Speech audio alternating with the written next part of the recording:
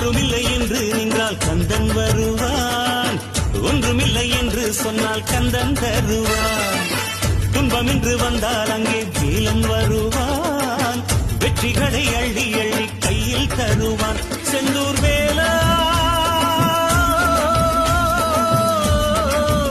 செந்தூர் வேலாவும் வேலை என் போன்ற ஏழை கண் தேடக்கூடாதா? அடக்கடல் இருக்குது பார், சுத்தி வயல் இருக்குது பார், இதில் நடுவில் கந்தன் தேரு பூந்தேரு. கடலோரம் கந்தன் முகமே ஆனந்தமே, வேலவனின் வேல் நின்று காத்திடுமே. அலையோரம் மோதும் ஒலியே ஓம் என்றுதான் காற்றோடு எப்போதும் கேட்டிடும்.